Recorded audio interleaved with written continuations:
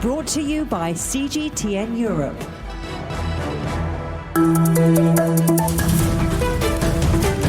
I'm Stephen Cole. Welcome to the Agenda podcast. The latest predictions suggest that without a complete change in our relationship with plastics, by 2050, there'll be more of it in our seas than there are fish. And with the COVID-19 pandemic bringing with it the need to dispose of more than 100 billion face masks and over 60 billion pairs of plastic gloves, we might be back to square one in dealing with our plastic problem. First on this episode of the Agenda podcast, we talk to Dr. Costas Velis from Leeds University. Dr. Velis is one of the lead investigators on a report that shows how we can cut the amount of plastic flowing into our oceans. Dr. Velis, your new modelling system allows us to have a far clearer picture of the sources of plastic pollution and, of course, where it ends up. But will that help us to reduce the amount of plastic waste? There is always a distance between theoretical calculations and action in this world. However, with the benefit of the model we have produced and the calculations we have performed and the results we have at hand, we have now the possibility to understand the magnitude of the challenge, which hopefully will urge us to act in an immediate, concerted, and decisive manner. Of course, it's down to the governments, it's down to the companies, it's down to the institutions, but also to individuals to act. So I don't know is the honest answer, but I have high hopes that we are in better position now to act than we were before the release of this study. But your report suggests no single solution can work. So what do we need to do? Is there a single way, the strongest way we can move forward to reduce waste? So we need a combination, we need a whole suite of solutions that should put in place in parallel in order to massively mitigate the amount of plastic pollution. And let me explain where these could be. Starting from circular economy solutions, so producing less plastic in the very first place, replacing it with other materials, although this poses a lot of wider sustainability questions there, and eventually delivering waste collection to the 2 billion people, fellow humans, fellow citizens of this planet where whose waste is not collected, recycling far more, safely disposing of the material that we cannot economically and technically recycle. So a totally new systemic change, but how is that going to be put in place? Indeed, we need a systemic change, and indeed it's not going to be easy because it requires major change in the way we produce, we consume, and we return what we would used to call waste, and now we try to think of after-use resources back into the economy in a way that is both technically and economically feasible. Let me give you a couple of examples there of the level of innovation, the type of innovation that we would need. For example, when it comes to plastics, we have to redesign the plastics, the materials, and the products from the very first stage with in mind their recycling, their returning back into the economy for multiple material cycles. But there is also social innovation, or there is action for the governments, legal and other type of action. For example, the informal recycling sector, the waste pickers, these are the unsung heroes of circular economy of the global south. They're often prosecuted or ignored at best by the governments. Still, they're saving so much plastic from becoming plastic pollution. When you talked earlier about what needs to be done, and you, like most people, say, well, governments need to work harder at this. But it's not just governments, is it? It's governments, it's big business, it's people like you and I. We all have to work together in this war on plastic pollution. But when you're compiling your report, do you see a will to do that? It's an issue of action at multiple levels, and we all share responsibility. However, the ability to act and the results of our actions are different for different actors and stakeholders. That has to be made absolutely clear, and all the efforts should be transferred to individuals or to governments or to the industry or to academics. So I would say we see an action from all stakeholders. It is up to the level that we need. In some sense, no, it is not. And that's why our effort and our results there ring a bell that, look, we know it's a problem. We know it's a massive global challenge. We're not doing enough at the moment, and the business as usual, even with the existing commitments, is not good enough to mitigate the problem. How do you measure a year? As a song sings, in daylight, in sunsets, in cups of coffee. Here on 1000 Whys, we measure a year in seasons. A program where we proudly present to you our delicate selection of how Chinese culture is incorporated into people's lives with the change of seasons. Discover the stories, delicacies, nature, ceremony, festivals, and a whole lot more while hearing how they are in sync with that particular season. And beyond that, take with you a bit of wisdom and a philosophy that resounds season in and season out. Subscribe to 1000 Whys for free on Apple Podcasts, Spotify, or wherever you get your favorite podcast.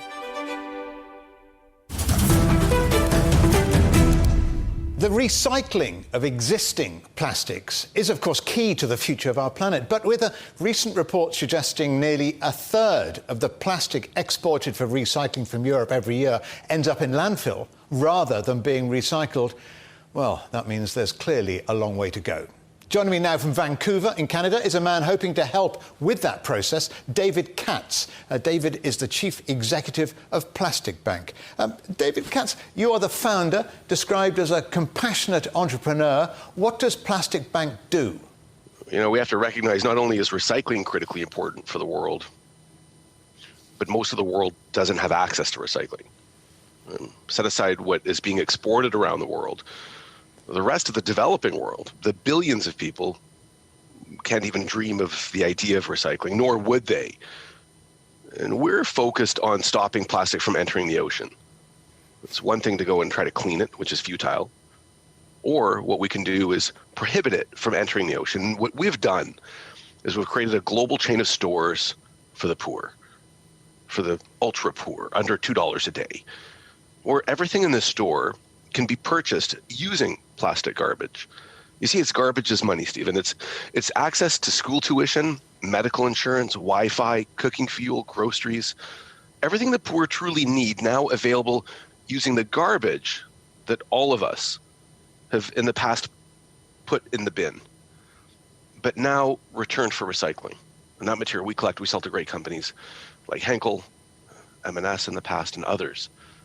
They use it back into their packaging, really creating a spot for the circular economy.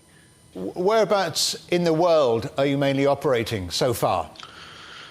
Well, we began in Haiti, which is a crazy place to start any business, the most impoverished community country in the Western Hemisphere. And from there, we went to the Philippines, and then we went to Indonesia and Brazil, and then Egypt, and now we're just moving into Vietnam, and we've made some commitments into Cameroon, and from Cameroon we see an opportunity moving into Thailand. You know, the whole world needs us.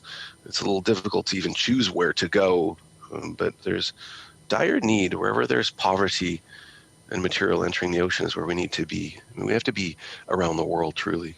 Why are you doing this, David? This is a job for governments, isn't it? Wouldn't you think so? We would hope that this idea, this economic opportunity, this lift that's created in societies would be something that people would be thinking of. But look at Haiti. It's such an impoverished community. They don't have enough money for clean water or food. The last thing that they're thinking about is recycling. Even the solid waste is basically a truck with guys with shovels that go through the streets. It seems to be an endeavor that is hard to tackle for some, but private business, social enterprise, ones with soul, ones with the knowing that the more abundance they create for the world, the more that they can create for themselves as well. That's what we're doing. We can't wait for government. None of us can wait for anything. I mean, what the ocean can't wait, that's for sure. And so there's immediacy. And we would hope that government at some point would begin doing what we do as well. How super important. Everyone needs to be a part of the solution and not the pollution, Stephen. Do you think we'll ever reach a point where we'll ever have a real secular plastic waste-free economy?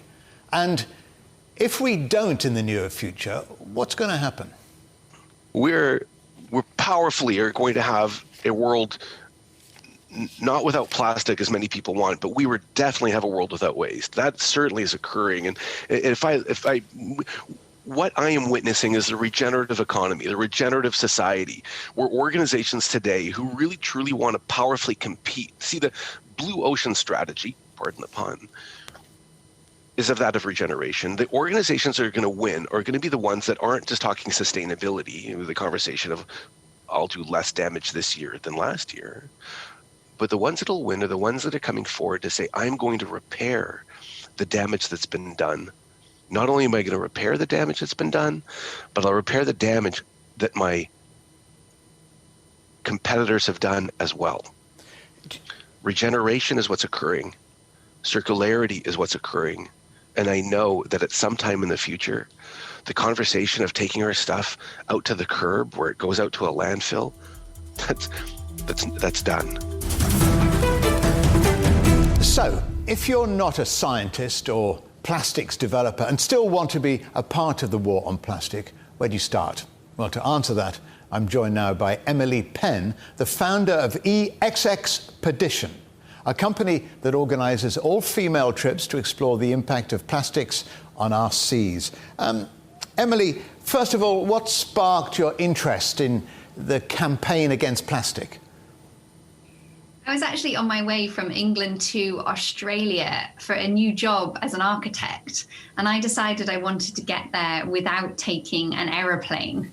So I took a boat across the Atlantic and the Pacific Oceans, and along the way started to see plastic in the most remote part of our planet.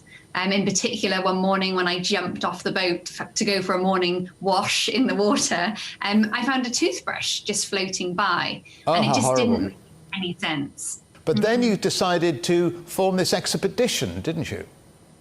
Absolutely. There's so little we know about our planet and the fact that ocean covers 70% of our Earth. And, we need to get out there and understand what's going on. So at the moment, we are sailing around the world, and we have 300 women joining us over the 2-year project. And we'll be going out to collect scientific samples to really understand what plastic is getting out there, and then ultimately how we can prevent it getting there in the first place.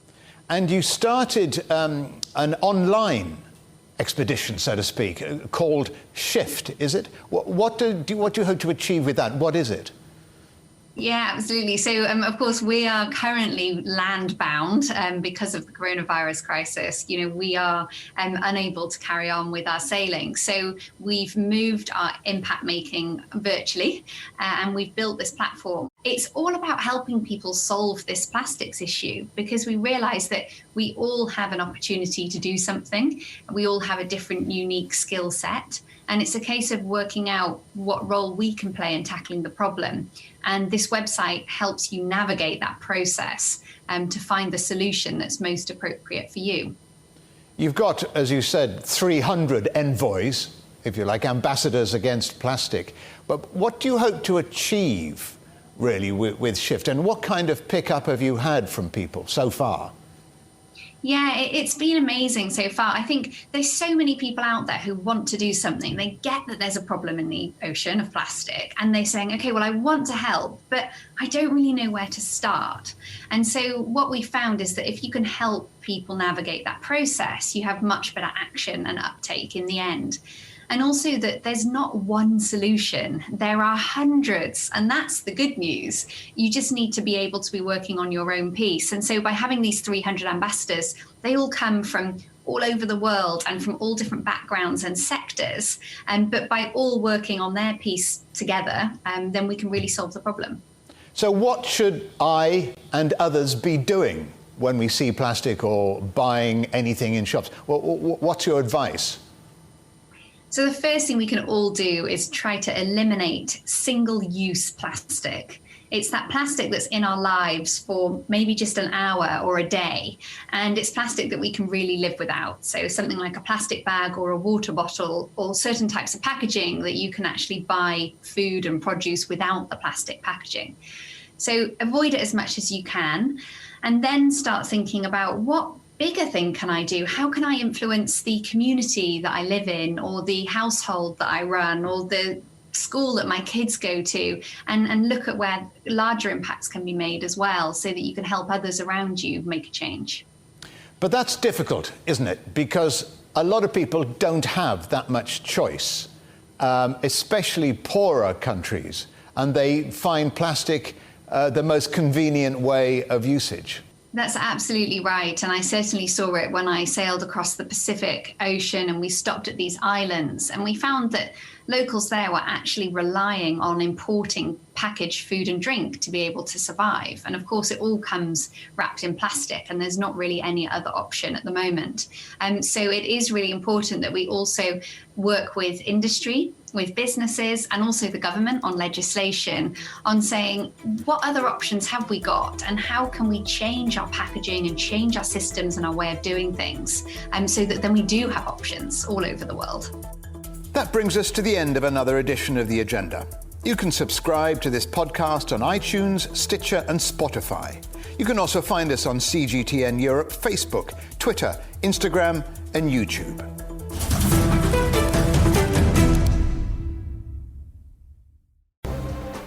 The most interesting questions. Are there other living beings beyond Earth? Will man or machine be in charge? Great question. Always have more than one answer. Well, hold on, let me just draw up a list. And always come from more than one person. That's where the credibility lies. The concept of having a machinery which is alive and evolving didn't wait for us. The end of inequality of incomes and wealth around the world, can you imagine how difficult that is at the moment to achieve?